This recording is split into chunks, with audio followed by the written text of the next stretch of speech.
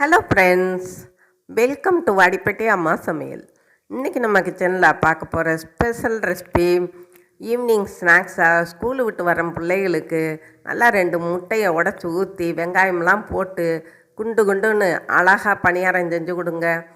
சும்மா விரும்பி நல்லா என்ஜாய் பண்ணி சாப்பிடுவாங்க. அதுக்கு முன்னாடி இன்றைய பிறந்தநாள் மற்றும் திருமண நாள் காணும் அனைவருக்கும் வாடிப்பட்டி அம்மாவின் இனிய நல்வாழ்த்துக்கள்.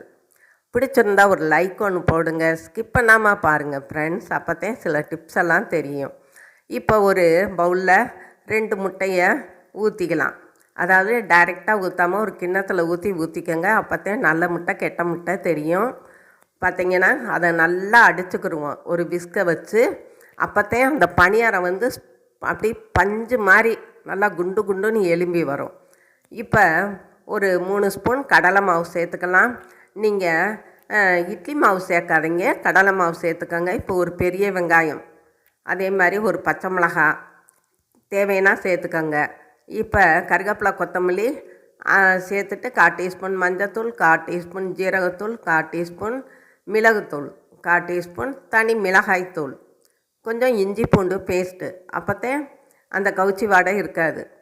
இப்போ தேவையான உப்பும் சேர்த்துக்கலாம். சேர்த்துட்டு திருப்பி நல்லா அடிச்சுக்கோங்க.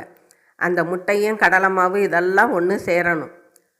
இப்போ நீங்கள் இட்லி மாவில் பணியாரம் சுட்டிங்கன்னா முட்டை பணியாரம் அது தோசை இட்லி மாதிரி இருக்கும்.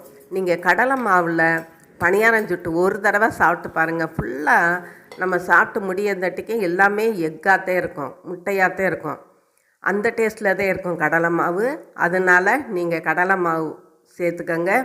இப்போ ஒரு பணியார சட்டியில் கொஞ்சம் கொஞ்சமாக நம்ம பணியாரத்தை ஊற்றிக்கலாம். முட்டை பணியாரத்தை பாருங்கள், ஊற்றிட்டு ஒரு நிமிஷம் தேங்க விடணும், இல்லாட்டி கருகிரும். திருப்பி போட்டுக்கலாம்.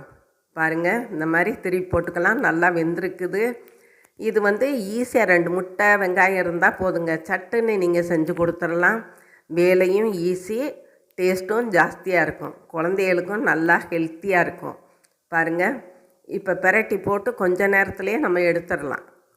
நல்லா குண்டு குண்டுன்னு வந்திருக்கு பாருங்களேன். இதே இது நீங்கள் இட்லி மாவில் செஞ்சிங்கன்னா இந்த டேஸ்ட்டு கிடைக்காது, அது வேறு மாதிரி டேஸ்ட்டு. இது ரொம்ப ரிச்சான டேஸ்ட்டில் இருக்கும். இப்போ இன்னொரு செட்டுக்கு இருந்துச்சு, அதையும் நம்ம ஊற்றிக்கலாம். பாருங்கள், ஒவ்வொரு பணியாரமும் ஒவ்வொரு வாயில் குழந்தைய சாப்பிட்ருங்க. அந்த அளவுக்கு சின்ன சின்ன பணியாரம் குழி ரொம்ப நல்லாயிருக்கும், பார்க்குறதுக்கே நமக்கு சாப்பிடணும்னு தோணும். இப்போ 1 நிமிஷம் ஆயிடுச்சு, அதை பெரட்டி போட்டுக்கலாம். பாருங்கள், இந்த மாதிரி பெரட்டி போட்டு திருப்பி நம்ம பெரட்டி போட்டு முடித்ததுமே திருப்பி அந்த சைட்லேருந்து நம்ம எடுத்துகிட்டு வரணும். ரொம்ப வேக விட்டோம்னா டேஸ்ட்டே மாறிடும், கருகிரும். பாருங்கள், நல்லா கோல்டன் ப்ரௌன் கலருக்கு நம்ம எடுத்துட்டோம். அவ்வளோதாங்க, நம்மளோட குண்டு குண்டு முட்டை பணியாரம் சும்மா ஜம்முன்னு ரெடி ஆயிடுச்சு. இதுவரை சப்ஸ்கிரைப் பண்ணாதவங்க சப்ஸ்கிரைப் பண்ணுங்கப்பா. ஆளுங்கிற பெல் பட்டனை தொடுங்க. லைக் பண்ணுங்கள், ஷேர் பண்ணுங்கள், கமெண்ட் பண்ணுங்கள். நீங்களும் உங்கள் வீட்டில் ட்ரை பண்ணுங்கள், சாப்பிடுங்க, சந்தோஷமாக இருங்க. நன்றி, வணக்கம்.